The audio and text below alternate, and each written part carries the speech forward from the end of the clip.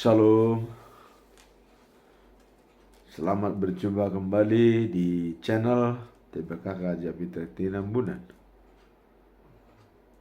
Firman Tuhan pada hari ini, hari yang ke-344 tahun 2024, tanggal 9 Desember tahun 2024, adalah diambil dari Injil Matius pasal 5 ayat 25, tertulis dalam Almanak HKBP dengan perikop kekuasaan anak manusia.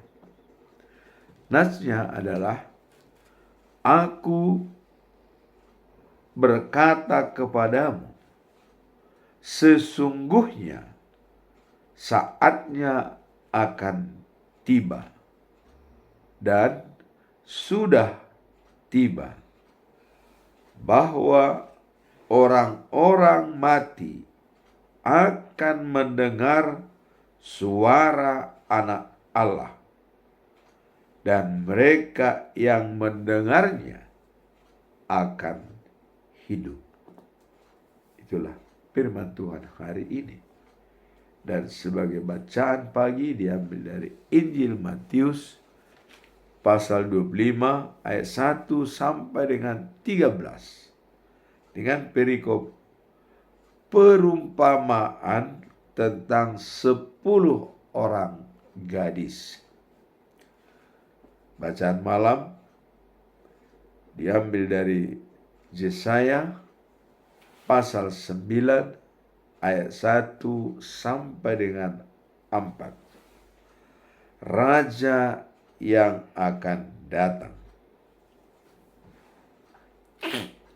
Sebagaimana biasanya sebagai pedoman kita pada bulan Desember 2024, diambil dari topik yaitu kenakanlah perlengkapan senjata terang, sama dengan topik-topik sebelumnya. Dan ini topik selama 1 bulan penuh. Dijabarkan dalam Yohanes pasal 1 ayat 9. Dijabarkan dalam pasal 1 ayat 9, yaitu terang yang sesungguhnya yang menerangi setiap orang sedang datang dalam dunia. Inilah ayat bulanan kita, sedang datang ke dunia ini. Terang dari Allah, cahaya dari langit. Itulah inti dari Bukende nomor 23 ayat 3. Terang dari Allah, cahaya dari langit. Nah, kemudian kalau kita lihat dalam Kejadian 1 ayat 3, dalam penciptaan Allah berbicara, jadilah terang, maka terang pun menjadi. Dan itulah terang dari Allah. Nah, siapakah terang itu yang sebenarnya? Kalau kita lihat janji Allah atau kasih setia Allah yang tertulis di dalam Yohanes pasal 3 ayat 16. Begitu besar kasih setia Allah pada dunia ini, maka Ia mengaruniakan anaknya yang tunggal, supaya barang siapa percaya kepadanya tidak binasa, melainkan beroleh hidup yang kekal.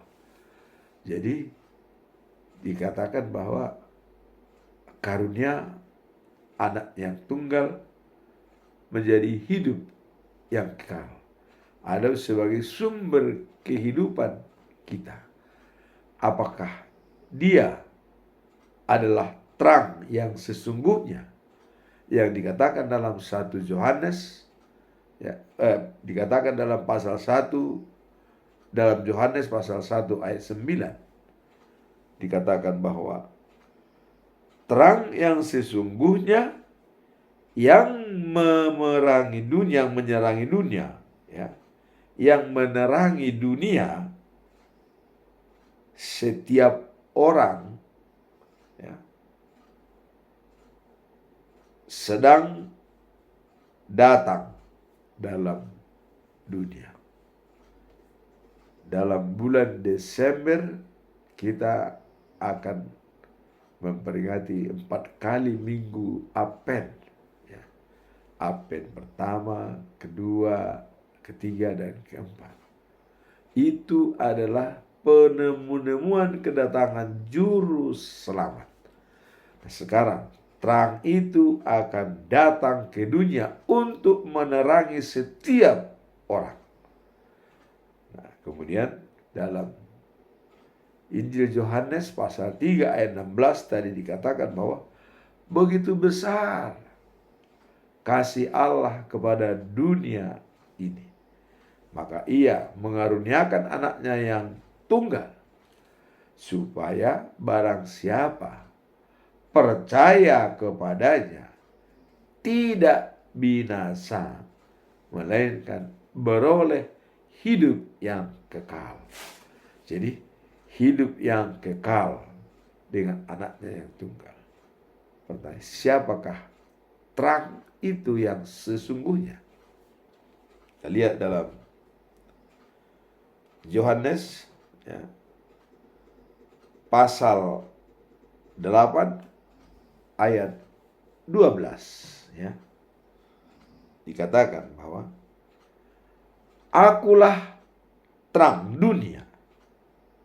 Orang yang mengikuti aku takkan berjalan dalam kegelapan, tapi mempunyai terang kehidupan.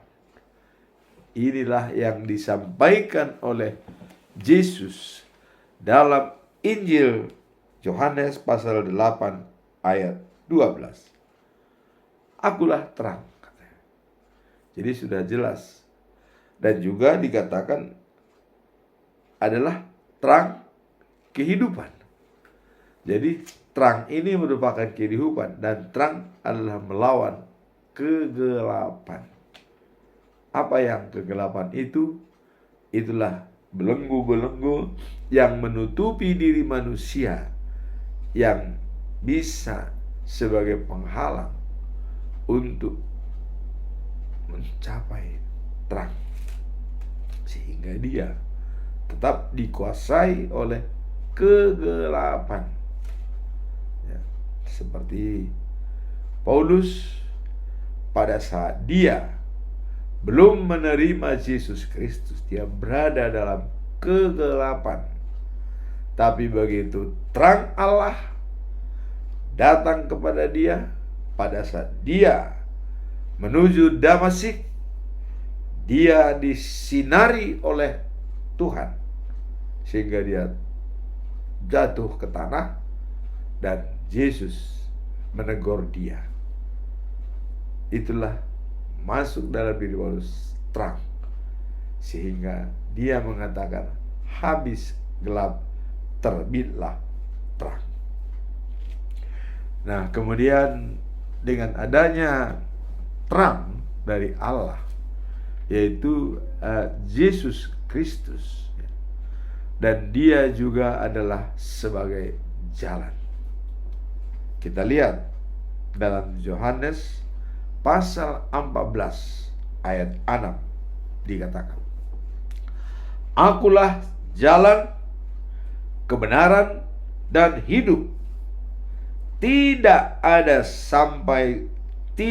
seorang pun yang sampai kepada Bapa tanpa melalui aku. Ini jelas. Dia adalah jalan, kebenaran, dan hidup. Ya.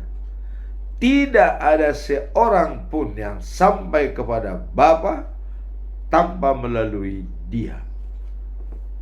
Ini jelas. Namun kata-kata Yesus ini dicoba diterjemahkan oleh Filipus, ya, sampai kepada Bapa. Di mana Bapa itu? Kata Filipus. Tunjukkan kepada kami supaya kami juga tahu. Wah, ini Filipus adalah hamba Tuhan, pengikut Kristus yang sudah dipilih oleh Yesus sebagai muridnya. Yesus mengatakan, Filipus, mengapa engkau sudah bersamaku selama ini, tapi mengapa kamu tidak kenal siapa Bapa itu dan di mana Bapa itu? Yesus mengatakan. Sehingga penegasan Yesus sebagai kebenaran firman Tuhan, dia mengatakan, melihat Bapa, melihat aku. Aku berada di dalam Bapa dan Bapa berada di dalam aku. Jelas. Inilah kebenaran firman Tuhan. Tidak ada firman lain yang menangkal ini. Tanpa Yesus, kita tidak bisa berbuat apa-apa. Tapi sebelum kedatangan Yesus, memang semua orang, termasuk mulai dari Musa, ya, sampai kepada sebelum Yesus lahir, semua langsung direct berhubungan dengan Tuhan Allah. Tetapi setelah Allah mengaruniakan anaknya yang tunggal seperti dalam Injil Yohanes pasal 3 ayat 16 tadi mengatakan, begitu besar kasih Allah. Jadi Allah mengasihi dunia ini sehingga dia mengirimkan anaknya yang tunggal. Dan dengan catatan, siapa yang percaya kepadanya tidak binasa. Artinya tidak menghadapi kematian selama-lamanya. Tetapi dikatakan akan mendapatkan kehidupan yang kekal. Dan tadi dikatakan kehidupan yang kekal adalah terang Allah. Yesus mengatakan, akulah terang.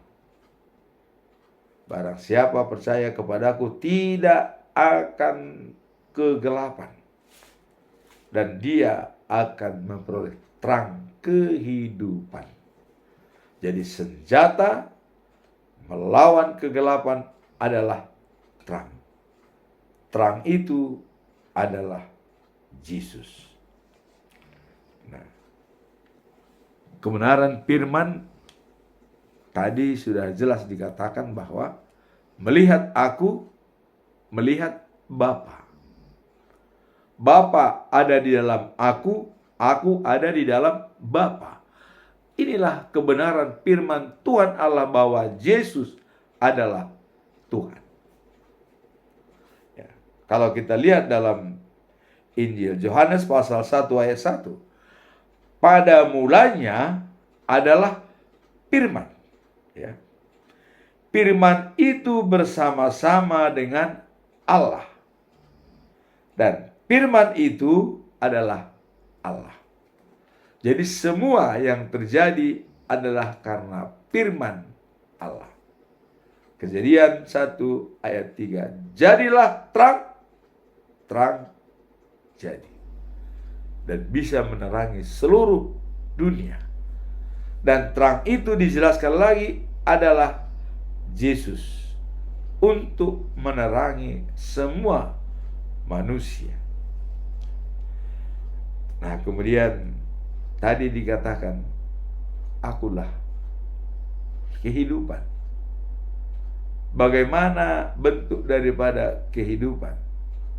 Secara aktual dalam diri kita, bahwa kehidupan itu ada kaitannya dengan makanan dan minuman. Apabila kita butuh cukup di dalam hal-hal yang primer, yaitu makanan dan minuman, itu akan hidup. Karena itulah kebutuhan jasmani kita, ya, dan kebutuhan organ tubuh kita untuk berpikir, berdoa, berusaha, dan berbuat. Semua itu digerakkan oleh otak. Dan otak itu apabila diberikan, ya, ada nutrisi, ada vitamin, dan segalanya. Dan itu terdapat dari makanan dan minuman. Nah, sekarang Yesus mengatakan, akulah hidup, katanya. Nah, roti hidup. Kita baca dalam Injil Yohanes pasal yang ke-6 ayat 35, ya. Demikian bunyinya. Akulah roti hidup. Barang siapa datang kepadaku tidak akan kelaparan selama-lamanya.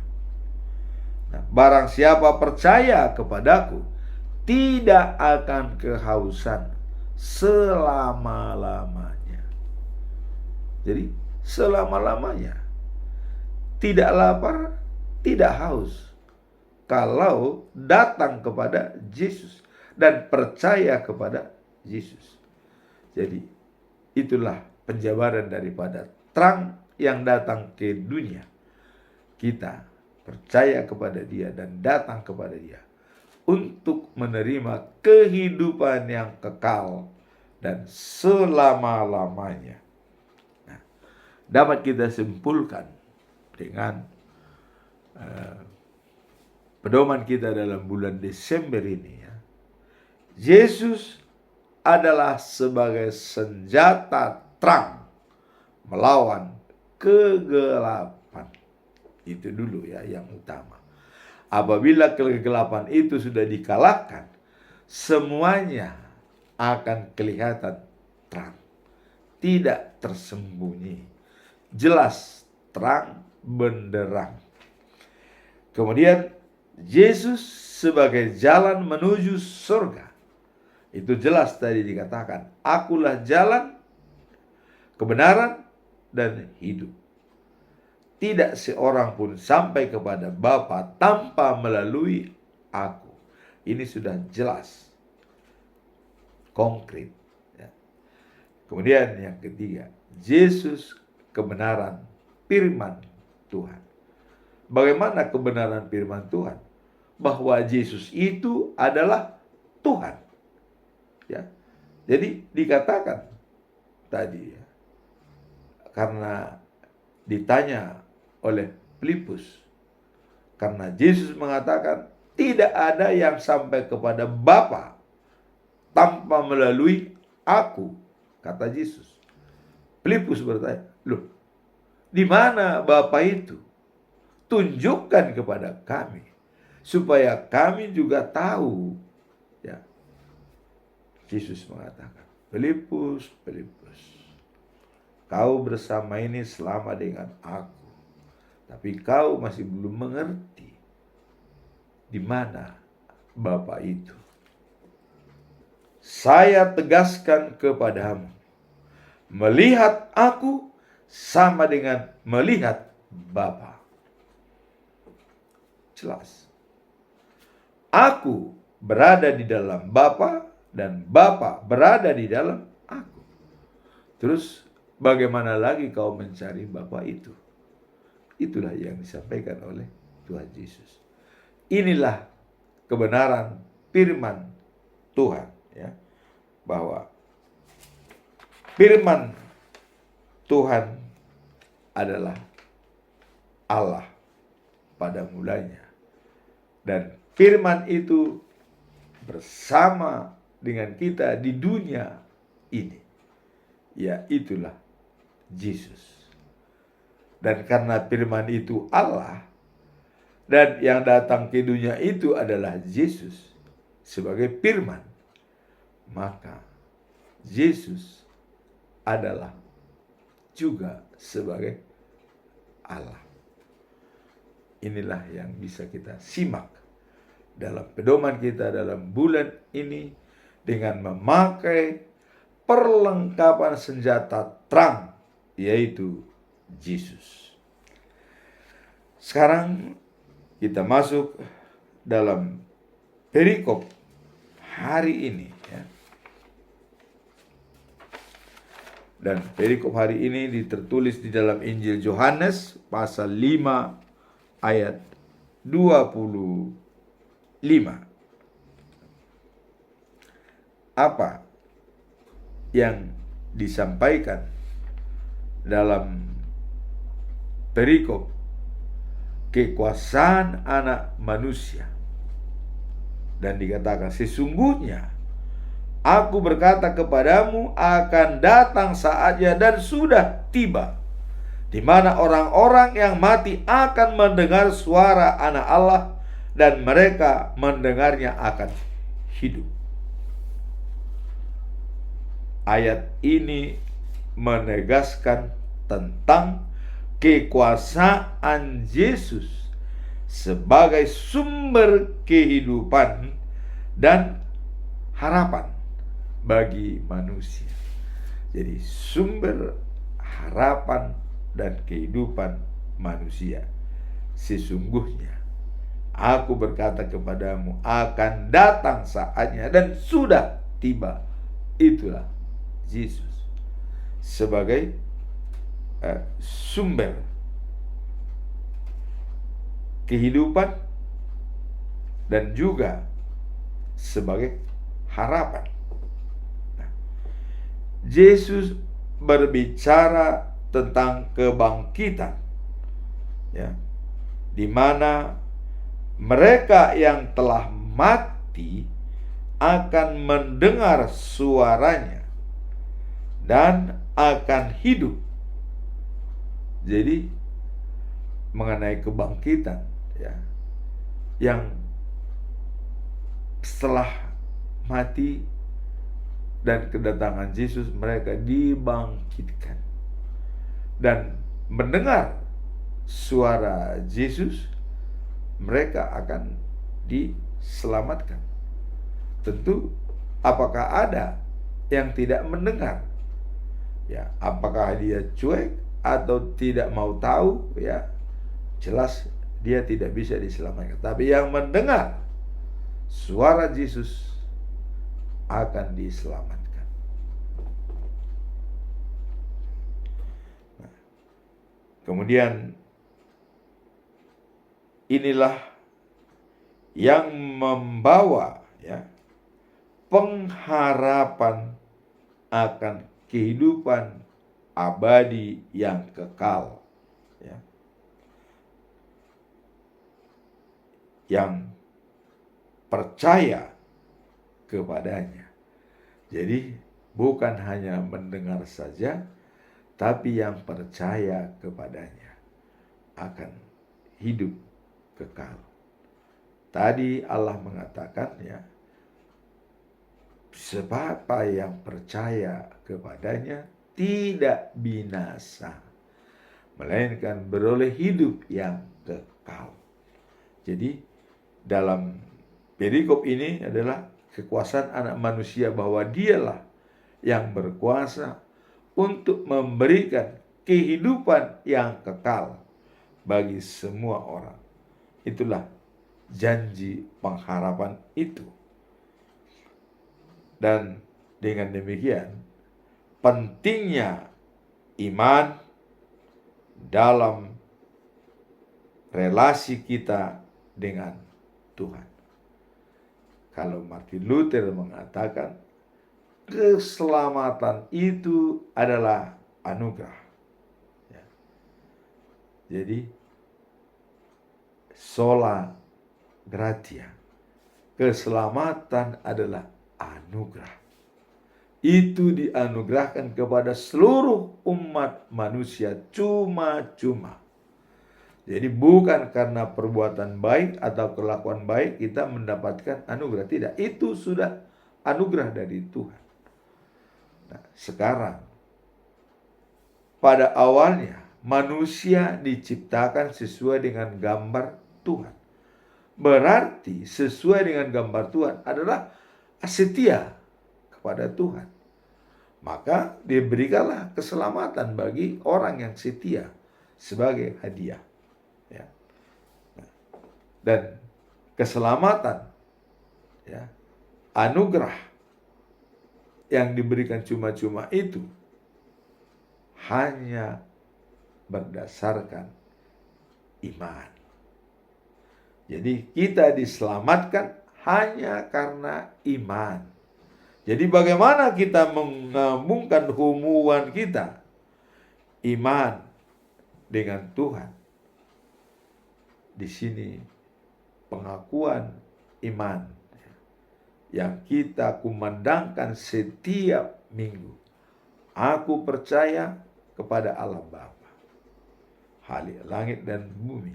Aku percaya kepada Yesus Kristus, anaknya yang tunggal Tuhan kita. Dan aku percaya kepada Roh Kudus, persekutuan orang-orang kudus. Itulah pengakuan iman. Dan kita akan dibenarkan dengan pengakuan iman tersebut, iman percaya, sola fide. Nah, dan semua ini bisa kita capai hanya terdapat di dalam kitab suci buat agama orang Kristen, yaitu Alkitab. Sola Scriptura, kata Martin Luther. Hanya Alkitab yang dapat membenarkan semua kalau kita diselamatkan karena iman, dan keselamatan itu adalah anugerah. Itu ada di dalam Alkitab. Tinggal kita bagaimana membacanya setiap hari. Itulah yang dikatakan, ya. Yesus berbicara tentang kebangkitan itu. Jadi pada saat manusia itu bangkit akan mendengar suara Yesus, dia akan diselamatkan. Dan bukan hanya mendengar, tapi dia percaya bahwa Yesus adalah roti hidup yang bisa memberikan kehidupan yang kekal selama-lamanya. Kemudian kita masuk dalam perikop kedua, yaitu bacaan pagi, ya. Diambil dari Injil Matius pasal 25 ayat 1 sampai dengan 5. Perikop adalah gadis ada 10 orang. Bagaimana perumpamaan dari gadis yang 10 ini yang disampaikan oleh Yesus?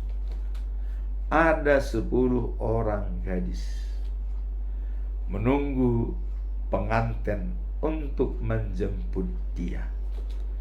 Jadi pengantin laki-laki itu belum datang, akan datang menjemput dia, sehingga dia menunggu dengan sabar.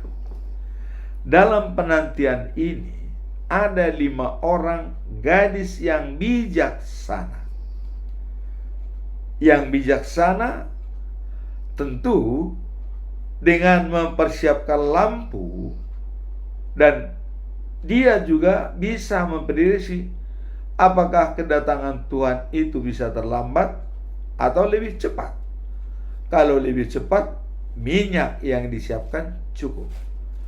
Tapi kalau lebih lambat atau terlambat, misalnya 1 jam atau beberapa jam, tentu minyak yang diisi di dalam pelitanya itu tidak cukup. Maka orang bijak membawa persediaan. Adanya kerangka berpikir apabila kedatangan pengantin itu tidak tepat waktu. Kemudian bagi gadis yang dikatakan bodoh, dia hanya membawa minyak dalam pelitanya apa adanya. Jadi apabila minyak yang ada di dalam pelita yang dibawa itu habis pada waktu pengantin belum datang, maka dia tidak bisa berbuat apa-apa karena tidak membawa persediaan minyak. Sehingga ya sudah mau tiba waktunya, pintu sudah diketok, pengantin mau datang. Dia melihat minyaknya sudah habis, ya. Dia sudah tertidur semalaman, tidak menunggu kedatangannya, tidak datang, sehingga minyaknya habis. Tidak ada tambahnya. Tetapi 5 gadis, minyaknya juga habis. Maka diambillah persediaan minyaknya. Diambil persediaan minyaknya, diisi, dan dia bisa menunggu pengantin yang akan datang itu. Bagaimana dengan yang 5? Dia minta kepada temannya yang punya persediaan 5 orang. Tolong minta sedikit minyak, berikan kepada. Wah, takut kami juga nanti tidak cukup. Tidak ada. Silahkan beli di toko terdekat. Mereka pergi membeli minyak ke toko yang dekat. Pada saat mereka pergi, pengantin laki-laki datang menjemput ke-5 wanita tersebut. Dan mereka dibawa masuk ke dalam ruangan yang bagus dan ikut. Bagaimana dengan yang 5 tadi? Nah, yang 5 begitu datang membawa minyak dari toko, pengantin sudah tidak ada lagi. Mereka mau mengetuk pintu, tapi tidak dibuka. Sudah selesai. Inilah gambaran yang disampaikan oleh Tuhan Yesus bahwa kita harus siap setiap saat. Tidak boleh lengah seperti gadis yang bodoh itu. Ya. Kita mempersiapkan diri. Bagaimana kita mempersiapkan diri? Itulah membaca firman Tuhan setiap pagi. Dengan kita membaca firman Tuhan setiap hari dan setiap pagi, maka napas kita adalah doa. Dan kita siap setiap saat. Jangan seperti orang bodoh di dalam Amsal. Ya, pasal 3 ayat 22. Amsal, ya. Dikatakan bahwa orang bijak tahu datangnya bahaya, tapi orang bodoh tutup mata dan mati. Orang bijak tadi sudah ditunjukkan oleh gadis ke-5. Orang bodoh adalah juga gadis yang 5. Beda orang bodoh dan orang bijak hanya sedikit. Orang bijak berpikir dulu baru bertindak. Orang bodoh bertindak dulu baru berpikir. Nah, jadi dalam hal ini ya, bahwa Yesus mengatakan selalu waspada.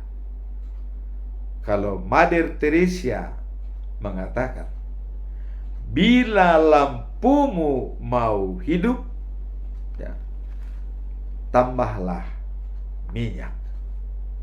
Dia akan menyala terus. Itu digambarkan lampu hidup adalah hubungan kita yang hidup dengan Tuhan. Kalau kita merasa ditinggal oleh Tuhan, back to Bible, kembali membaca firman Tuhan. Seperti tema Natal pada bulan ini, kembali ke Bethlehem. Disitulah kelahiran daripada Mesias itu di kota Daud, di Bethlehem. Kembali kita ke sana artinya mengenang kembali bahwa memakai senjata terang untuk melawan kegelapan, seperti pedoman kita dalam bulan ini. Nah, inilah dikatakan perumpamaan Yesus antara yang bodoh dan yang bijak. Yang bijak selalu siap sehingga mereka dapat masuk dalam kerajaan surga.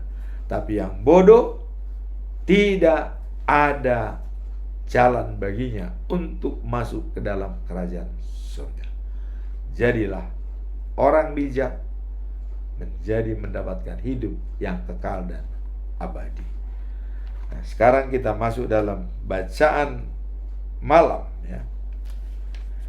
Bacaan malam diambil dari Yesaya pasal 9 ayat 1 sampai dengan 4. Raja yang akan datang.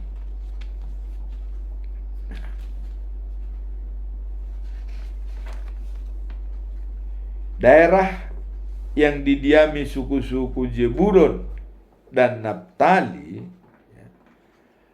pernah dianggap rendah oleh Tuhan. Tetapi di masa yang akan datang, walaupun memberi kehormatan kepada seluruh wilayah dari Laut Tengah ke timur sampai seberang sungai Yordan, bahkan sampai Galilea yang didiami orang-orang asing. Nah, dikatakan bangsa yang hidup dalam kegelapan melihat sinar cemerlang yang didiam dalam bayangan kematian dan disinari cahaya terang. Jadi adanya pada orang yang berada dalam kegelapan dan melihat sinar cemerlang yang didiami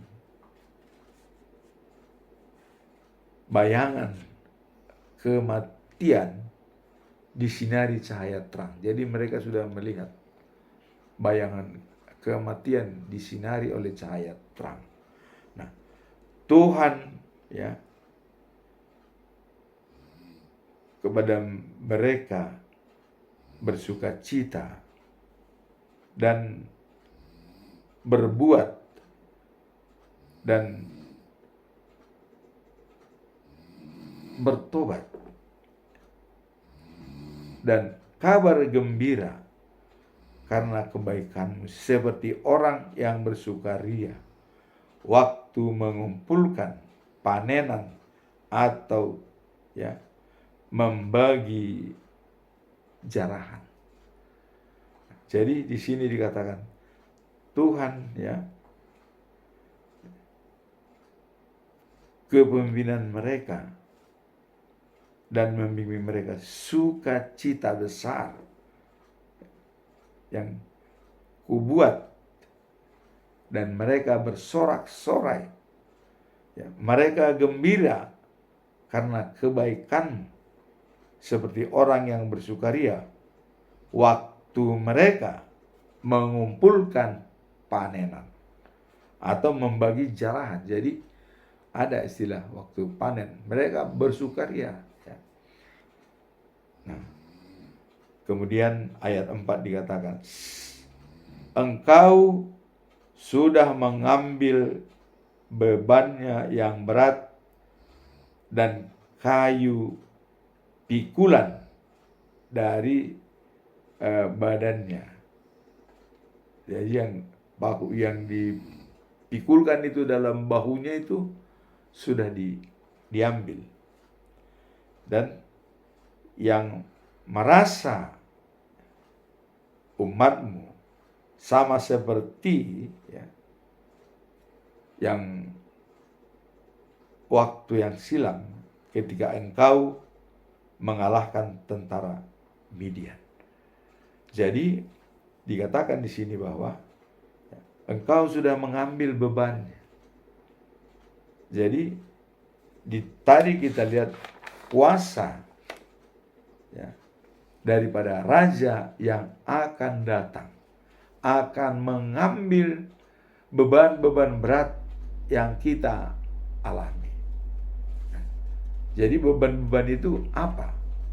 Penderitaan, bahkan kata yang mengalahkan. Tadi dikatakan tentara Midian. Itu juga sudah mengurangi beban dari musuh. Nah, tapi sekarang dikatakan apa makna dan pesan moral dari ayat tersebut dalam Injil Matius pasal 25 ayat 1 sampai dengan 4. Raja yang akan datang. Mari kita lihat ya. Ayat ini mengandung makna yang dalam. Jadi ayat ini mengandung makna yang dalam mengenai apa? Mengenai harapan dan penyelamatan. Jadi harapan dan penyelamatan ya, melalui kedatangan Yesus Kristus yang dinyatakan sebagai terang bagi mereka yang berada dalam kegelapan. Nah, jadi dengan kedatangan Yesus membawa terang bagi mereka yang berada dalam kegelapan. Nah, itulah makna daripada kedatangan Yesus sebagai ya, mengenai harapan dan penyelamatan. Jadi kalau kita sudah punya harapan, itu namanya sudah masuk dalam senjata terang. Dan kedatangan Yesus itu sudah berada dalam diri kita, karena kita punya harapan dan penyelamatan. Nah, kemudian ayat ini menegaskannya bahwa meskipun ada kesulitan dan penderitaan, Tuhan akan memberikan terang dalam sukacita kepada umatnya. Jadi dalam kesusahan, kesulitan, ya, Tuhan akan memberikan solusi. Dan tadi dikatakan, kuk yang dipikulkan itu diangkat. Beban itu diambil oleh Tuhan Allah.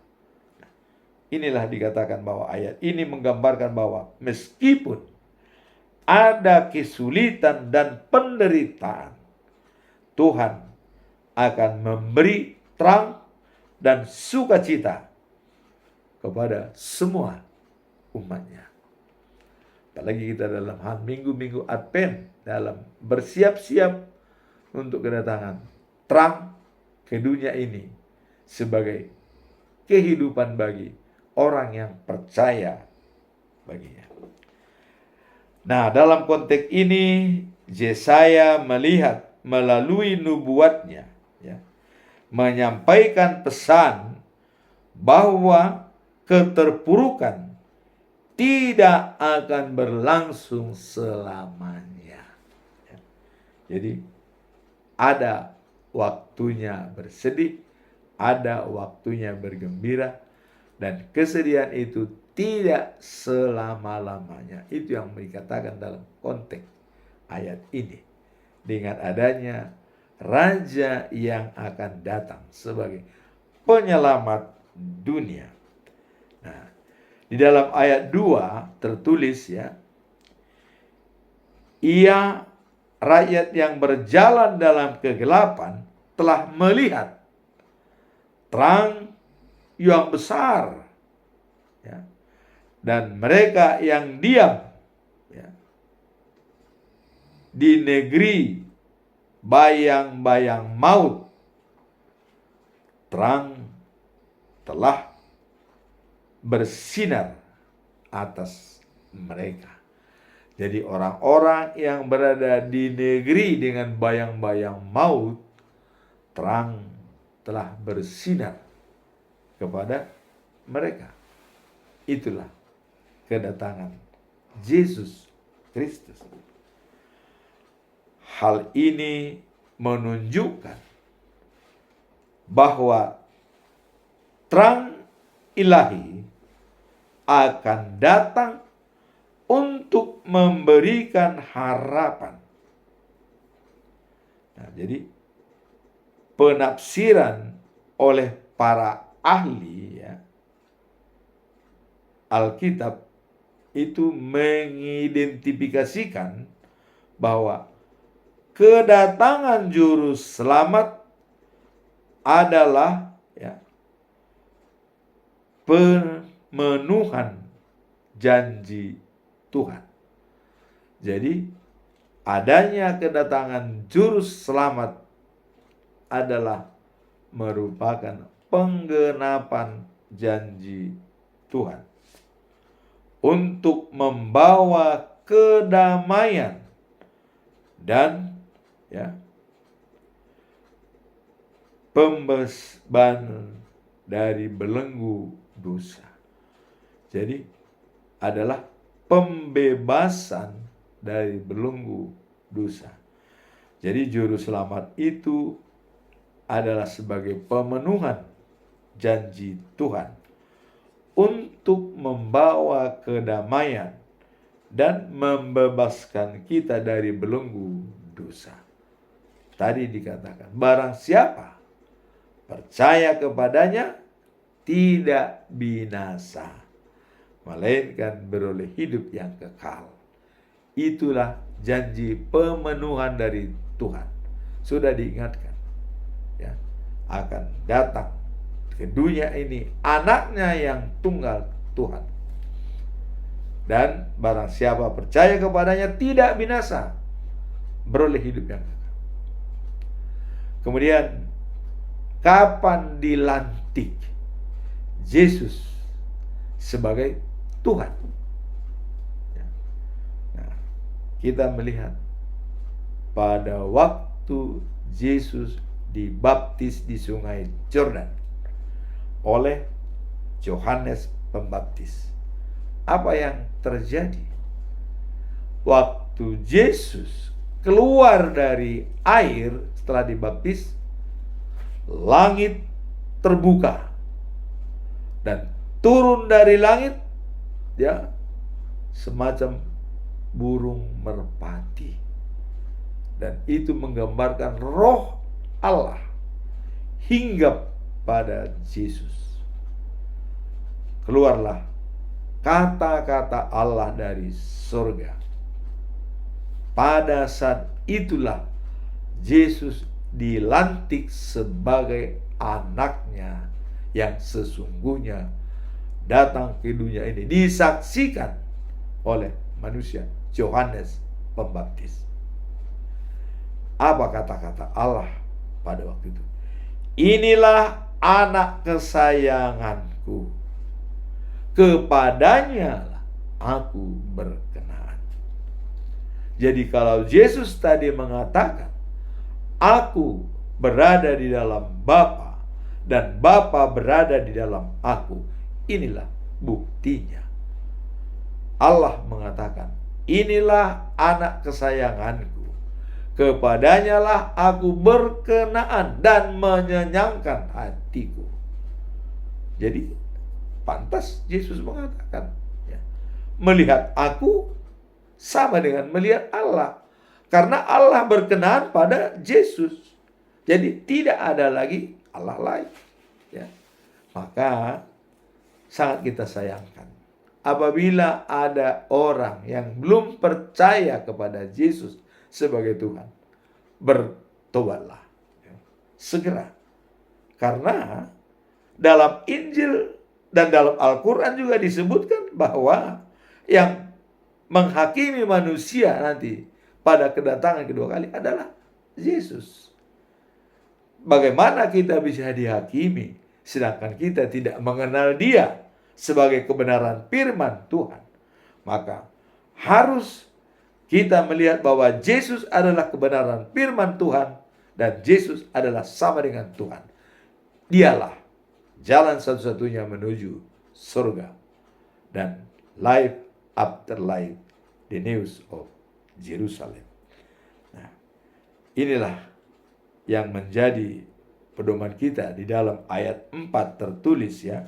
Sebab engkau telah mematahkan beban yang menekan mereka, tongkat yang di tangan ya penguasa, dan dengan ini Tuhan menunjukkan kesayangan ya atau keagungannya untuk membebaskan umatnya dari penindasan. Itulah firman Tuhan pada hari ini. Jadi hiburan kita, Tuhan membebaskan kita dari penindasan, dari belenggu-belenggu yang menutupi diri kita, yang bisa membuat kita menjadi sulit. Tuhan akan membantu kita apabila kita selalu berkomunikasi dan berpengalaman dengan Tuhan.